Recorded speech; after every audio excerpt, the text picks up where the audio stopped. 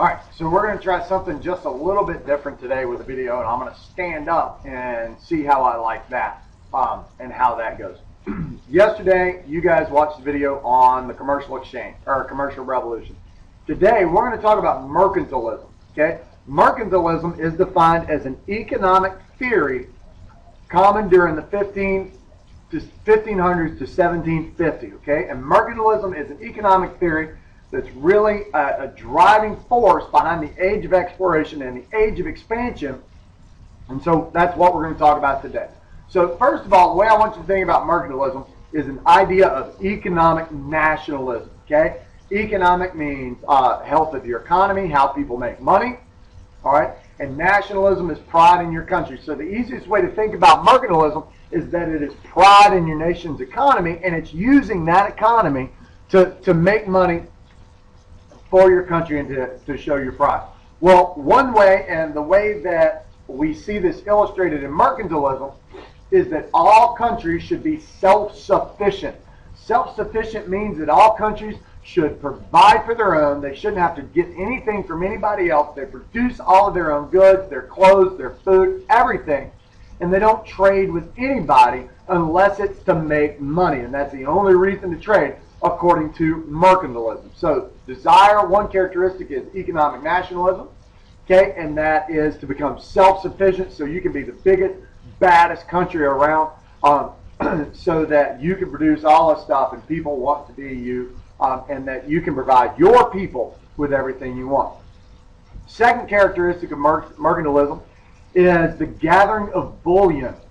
If you look at some academic articles, mercantilism is sometimes called bullionism, and what that means is simply this: bullion is hard gold, hard silver, actual like coins themselves, the actual precious metal itself, and that's what they were trying to gather, and that's what they were trying to get up. Okay, well, so what they were doing is they were actually trying to gather and gain as much gold and as much silver as they possibly could.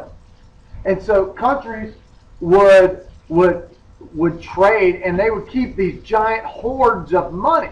Now, unlike today where we don't have what we call a gold standard, their gold standard was actual real gold. They had gold that they would use for trading. And the countries, the governments themselves, would try to gather as much as possible because they believed that that is what made them strong. And even when they attacked other countries, it wasn't necessarily food that they didn't want other countries to have. It was gold. Gold is what makes you powerful, according to mercantilist beliefs.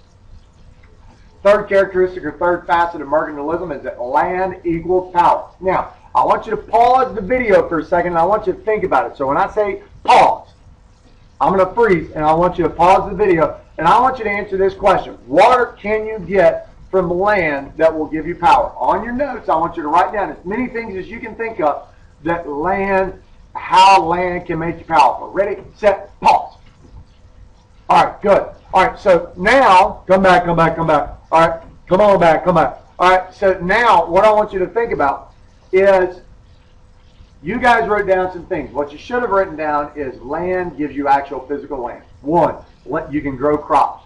Two, you can get all the natural resources out of that, and that included gold. Okay, that's one of the things that you could get out of that. So that included actual gold and silver. You could get the crops. You could get the people working on the land.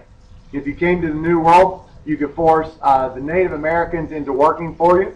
You could get all kinds of things just from the land and all kinds of people from the land. Natural resources, actual gold itself, and the labor that goes along with the land. Fourth facet, okay, of mercantilism is that countries were seeking to gain a favorable balance of trade. And here's what that meant. They wanted to put out more than came in. They wanted to export, think back to your geography class, more than they imported. They wanted to send out of their country a lot more stuff, a lot more goods, a lot more product than went out. No, I'm sorry, than came in. And they absolutely did not want to send out their gold bullion. They wanted to hold on to that like nobody's business. They wanted to keep that gold and hoard that gold like a crazy cat lady keeps her cats.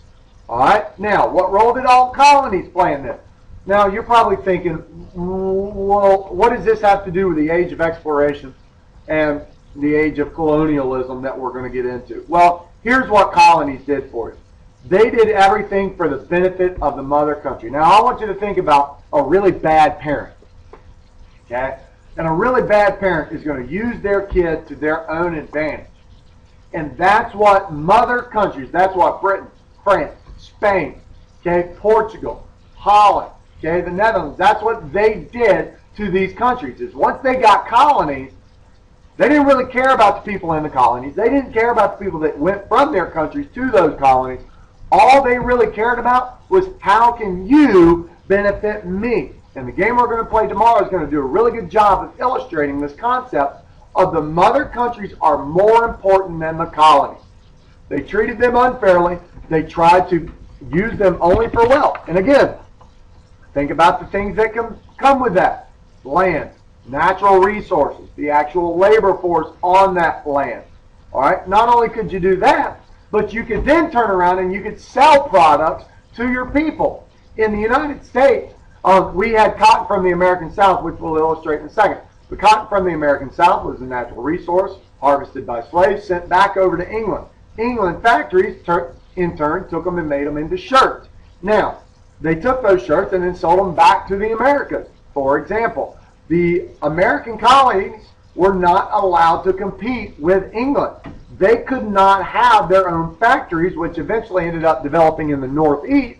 They could not have those very own things, all right, of their own, and couldn't produce them because you can't compete with a mother country. That's one of the central concepts in mercantilism, is that you cannot compete with a mother country. And so if you did, wouldn't respond well. Okay, and the mother country could force you to buy certain goods. Again, using the American example. Okay, the Boston Tea Party started because the British said, you guys can only buy British East India Company tea. That's it. You can't buy or trade with anybody else, because colonies, you are there for only our benefit. And lastly, but not leastly, governments, colonial governments, the mother countries could achieve their means, their success, by any means necessary. And what this means is that they can use economic motives. They can tell the colonies, you only trade with us and nobody else. All right? You can tell them whatever we want, and eventually, this even means using military strength to gather the gold, to keep the colonies from trading with anyone else, okay, to gaining land. So countries, what we notice, I mentioned yesterday that the commercial revolution and the age of exploration, as we talked about, led to increased national tension and an increase in led to an increase in competition and national rivalries. Well, the theory of mercantilism really aids in that, and really things start to heat up. Tomorrow in class, you're going to get a really great example of this and an explanation of it, and you're going to have mercantilism illustrated through a card game. Have a good evening, and I'll see you guys tomorrow. Oh, yeah.